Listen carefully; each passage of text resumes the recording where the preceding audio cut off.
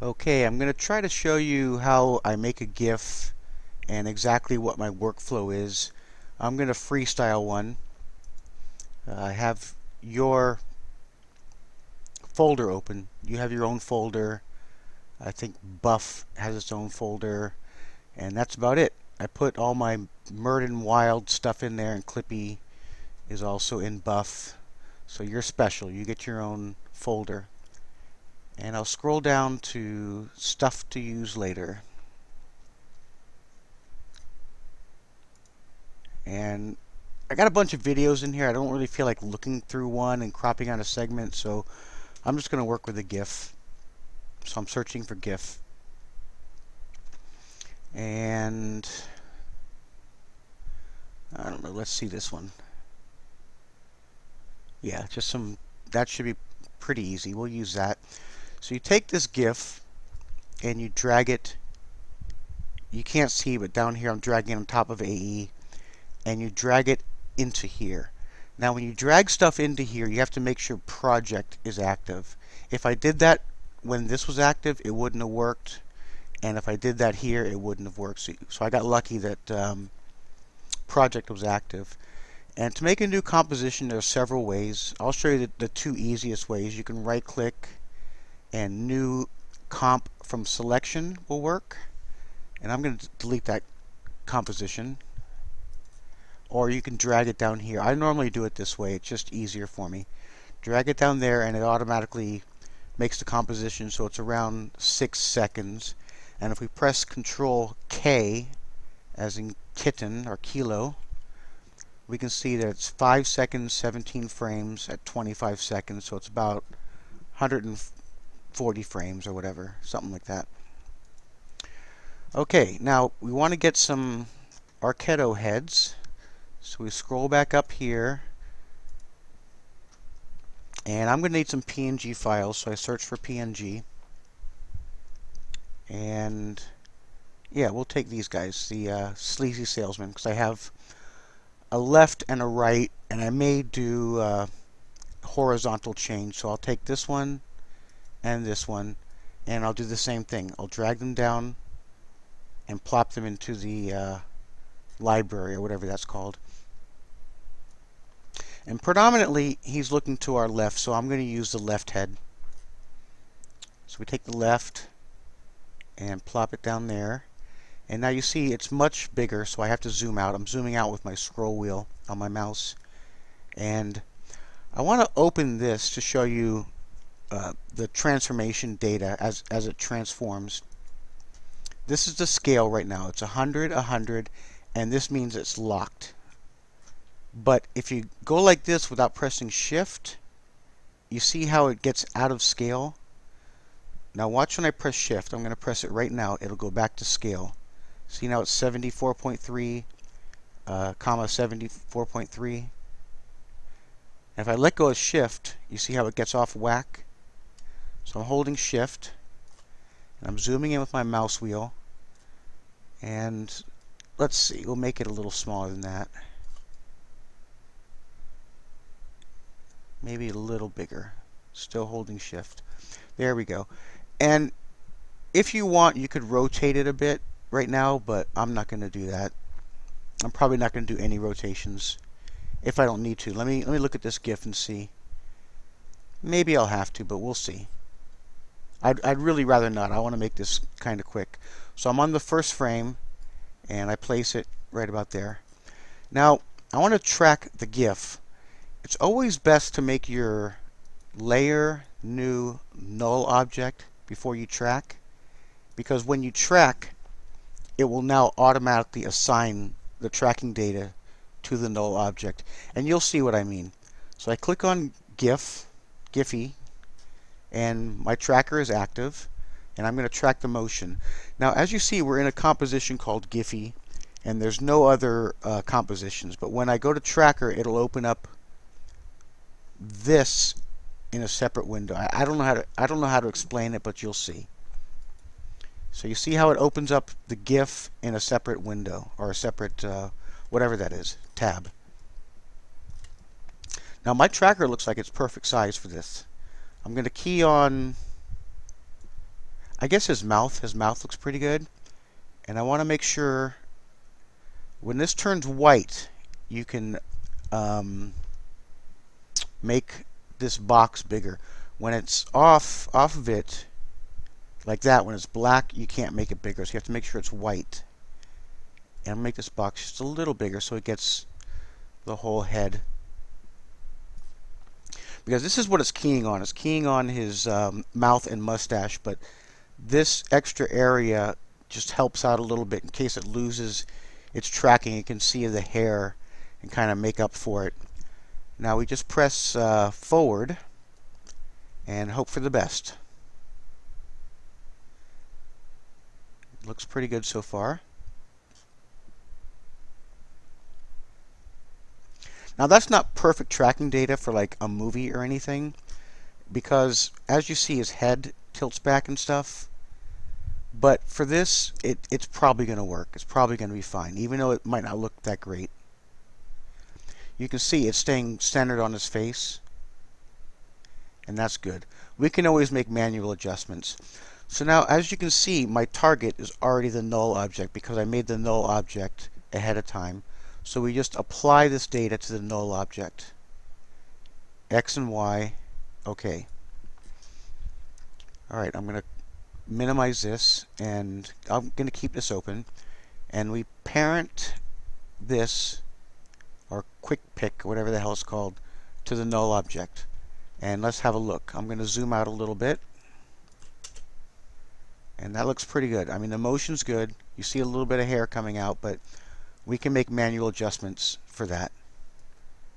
Okay, so let's make our keyframes here. I just go like that. I mean, generally you're only going to need your position, scale, and maybe opacity, but I just do that. And now you see the hair already. So we can just, you can either like shift arrow key over, or you can manually grab it and move it over. And right there, we want to move it down a little bit.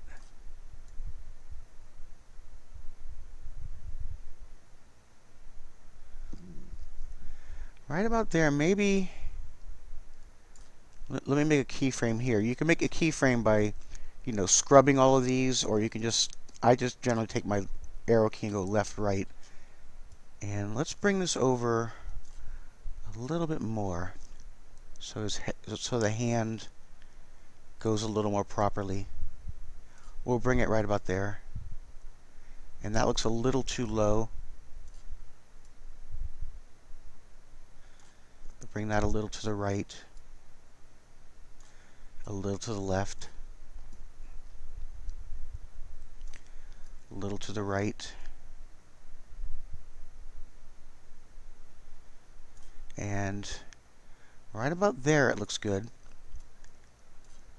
But right about here it gets a little too far to the right, so I'll bring it to the left. And let's have a look at that. And honestly, that's probably good enough for Sherdog right there. Looks fine. You could dial it in a little more if you'd like, but that's all I'm going to do. Now the only thing we have to worry about is I'm not sure if it's a few frames. It looks like it might be a dozen when his hand goes over. It's going to be a little bit of a pain to make that mask, but not that bad. So the way I do it is I duplicate this layer, and you do that by Control D as in dog, and you put that on the top. And as I showed you the other day, you go to Layer, New, Solid. Color doesn't matter, and this is where we're going to be making our mask. And to turn this off, we'll see that we do need it on that frame, but we're not going to need it on that frame. You can already tell. So we turn off your head so we can see the hand, and make sure we're on the blue solid layer. Zoom in, and this is going to look sloppy, but it'll probably work just fine. We want to get his arm. I'm not sure how much of his arm. And use Alt and drag to round it off.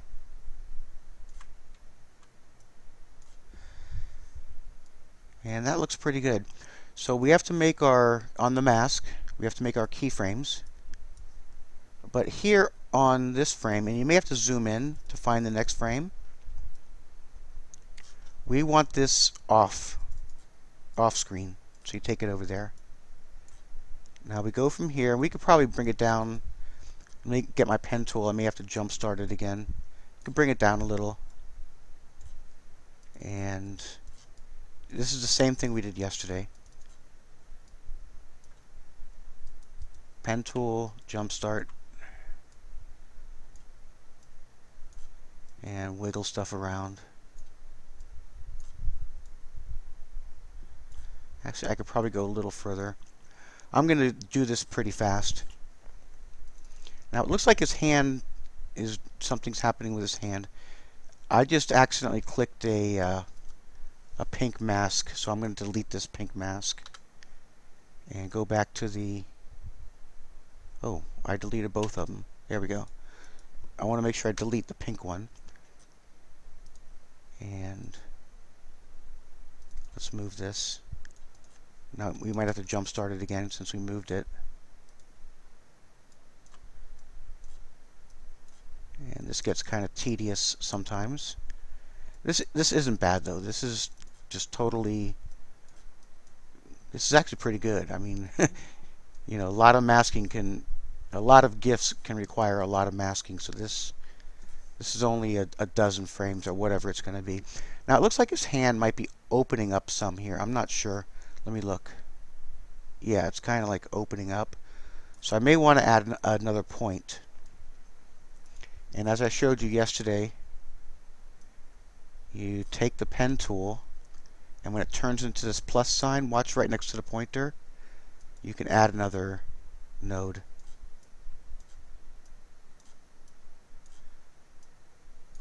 And we just keep doing this forever.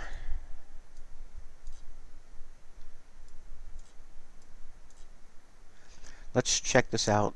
Put you in there. Yeah, we want to go down a little further here. So I'm going to bend that and bend that. Those look okay. Good. So we'll take off your head and keep going.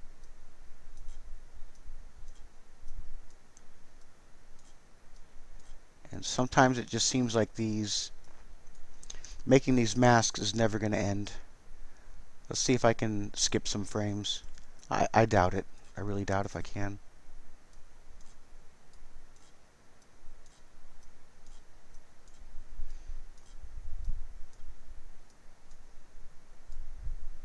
Yeah, I was able to skip one.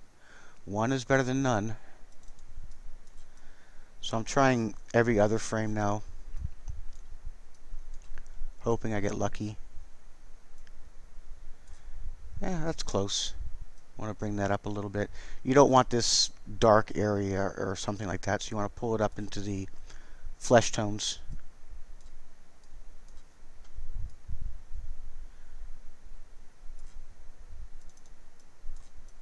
Still going. I'm just talking, not really saying anything. Spacebar to move the video or GIF or whatever you want to call it. There we go. We probably could skip a couple frames there. Maybe.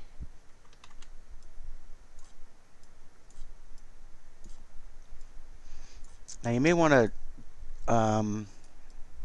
round this off just a little bit like that.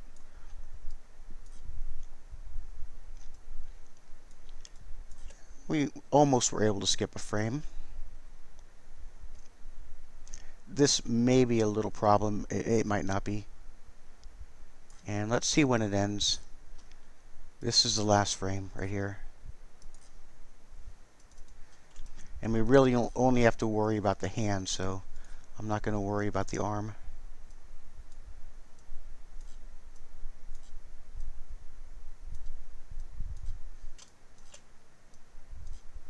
Well, it's not much of a problem to get the arm, so we'll just do that. Okay, now we have our mask, and we go one more frame and then whip this off the screen. Now we have our mask, and we have to apply it to this GIF. I might call it a GIF. I might call it a video. I'm just going to call it a video because it's technically video. I'm going to work on this video layer and use alpha matte, and make sure your head is active. Okay, now let's check out that matte. Matte and mask are almost interchangeable, so I might use both terms. That looks pretty good. We might not even need any feathering. As a matter of fact, sometimes feathering can give you a problem with GIF. So we'll just do one. We'll try a 1 pixel feather. Yeah, see that? That's okay. That's okay. Let's see how it looks if we do 3. Probably won't look good. Oh, wait, I know why. I have 2 keyframes for my feather. I just pulled the 3 over to here. That's why it wasn't looking any different. Yeah, see, there's a 3 pixel mask, and that's okay. Introduces a little bit of blackness there. I have to cough again, I'm sorry. I'm going to go with 1. Whatever, you'll have to figure that out. And that's pretty much our GIF right there. I mean, you can plop that on Sherdog and people will think it's funny. Anyway, that's just a typical workflow for making a GIF, and I probably could have done that all in like, I don't know, 5 minutes or less than 5 minutes. I'm not sure how long this video is. Oh, I see the time. It's 16:45 right now. But I could have done that in 5 minutes, and you'll be able to do that in 5 minutes pretty soon. All right, I'm done.